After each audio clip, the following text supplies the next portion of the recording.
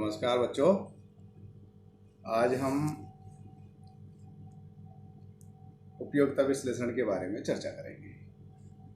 तो सबसे पहली बात आती है कि उपयोगिता विश्लेषण क्या है, किसे कहते हैं, इसके अंतर्गत किस किस चीज़ों का अध्ययन करेंगे। तो हम आज उपयोगिता विश्लेषण के अंतर्गत जिन बिंदुओं की चर्चा करेंगे वो इस तरह से हैं। उपयोगिता विश्लेषण में हम उपयोगिता का अर्थ, उपयोगिता की माप, फिर उपयोगिता के जो विभिन्न अवधारणा हैं उनके बारे में चर्चा करेंगे। तो ठीक है। हाँ, तो अर्थशास्त्र में उपयोगिता विश्लेषण का विशेष महत्व होता है। उपयोगिता उपभोक्ता की रुचियों पर निर्भर करती है, जिसके अनुसार वह सीमित आय को इस प्रकार व्यय करता है कि उसे अधिकतम संतोष प्राप्त हो। अब यहाँ हम चर्चा करते हैं उपयोगिता का अर्थ। उपयोगिता का अर्थ से अभिप्राय या तात्पर्य है किसी वस्तु या सेवा द्वारा एक विशिष्ट आवश्यकता को संतुष्ट करने की शक्ति को हम उपयोगिता कहकर पुकारते हैं।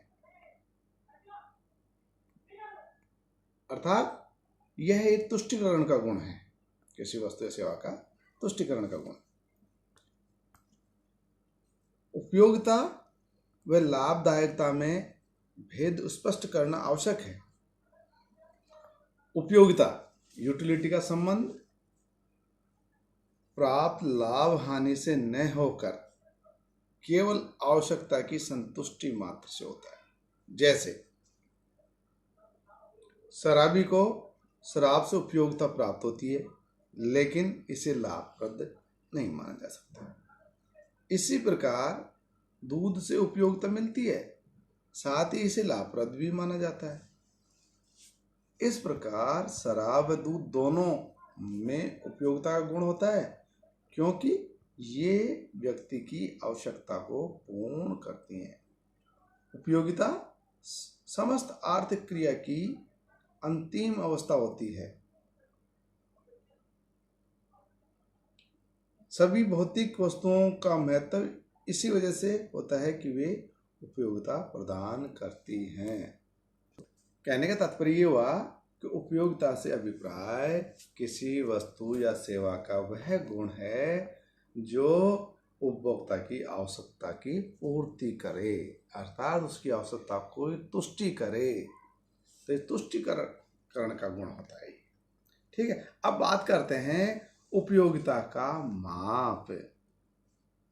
तो उपयोगिता का माप से तात्पर्य है कि उसको मापना।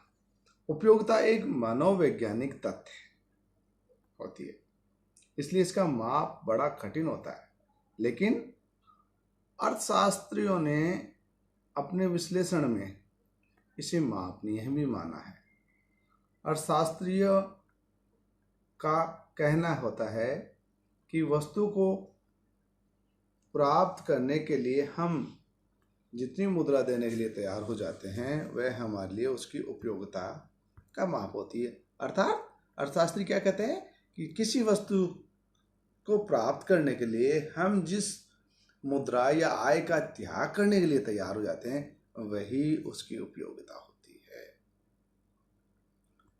कहने का तात्पर्य यह हुआ कि वह हमारे लिए उतनी ही महत्वपूर्ण होती है जितनी हम मुद्रा त्याग कर सकते हैं। उपयोगिता विश्लेषण में एक वस्तु या सेवा से प्राप्त होने वाली उपयोगिता को मापा जाता है, इसलिए इसे गणनावाचक विश्लेषण कहते हैं। और इस विश्लेषण का मूल आधार मुद्रा के रूप में त्यागी गई मात्रा है, और इसका पक्ष को रखने वाला मार्शल थे। अब यहाँ बात कर रहे हैं हम कि उपयोगिता की कुछ अवधारणाएं हैं।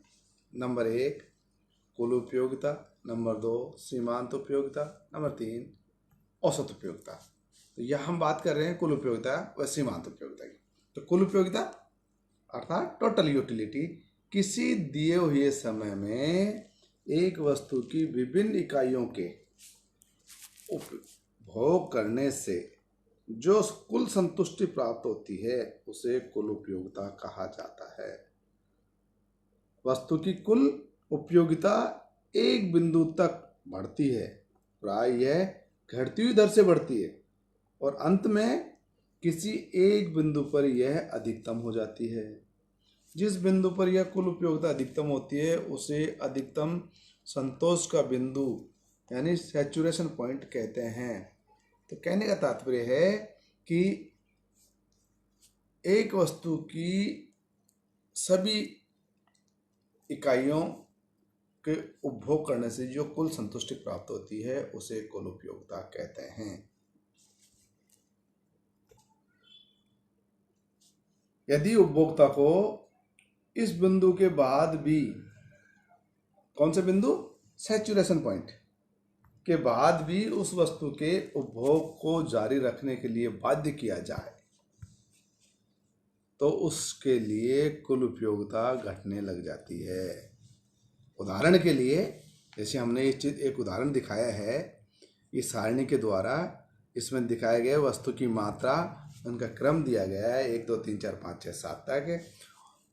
जैसे एक वस्तु की एक मात्रा से कुल उपयोगिता प्राप्त हो रही है, कल्पना करते हैं या मानते हैं 12 इकाई के बराबर। 2 से 20, 30 से 26, 4 से 30, 5 से 32, 6 से 32, अर्थात अब कोई बढ़ोतरी नहीं हो रही, और 7वीं से 30 है ना, कुल उपयोगिता बढ़ने के स्थान पर घट गई। यहाँ इस सारणी के द्वारा कुल उपयोगिता व वस्तु की मात्रा में हम संबंध दिखा रहे हैं कि जैसे जैसे वस्तु की मात्रा बढ़ाते जा रहे हैं जो मिलने वाली कुल उपयोगिता है वो किस तरह से है, 12, 20, 26, 30, 32, 32, 30।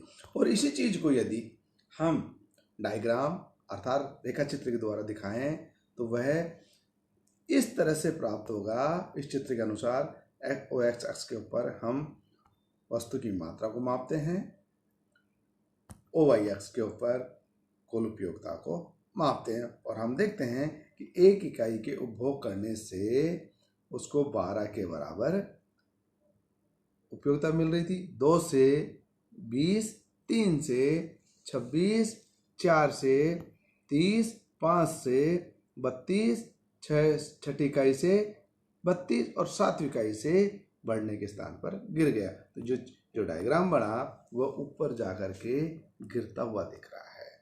ठीक है, तो हम इसको सारणी के द्वारा दिखा रहे हैं कि वस्तु की मात्रा और कुल उपयोगिता, और इसके डायग्राम के द्वारा भी दिखा रहे हैं। इस तरह से हम कह सकते हैं कि कुल उपयोगिता वस्तु की मात्रा के मध्य जो संबंध पाया जाता है वो इस तरह से होता है कि जैसे जैसे हम एक वस्तु की मात्रा को बढ़ाते जाते हैं कुल उपयोगिता में प्रारंभ में वृद्धि होती है, परंतु यह वृद्धि घटती हुई दर से होती है और एक बिंदु पर यह अधिकतम हो जाती है, और उसके बाद यदि कुल उसको वापस जारी रखते हैं तो उपभोक्ता कुल उपयोगिता गिरने लग जाती है। ठीक है, आगे हम दूसरे वाले लेक्चर में करेंगे। Thank you.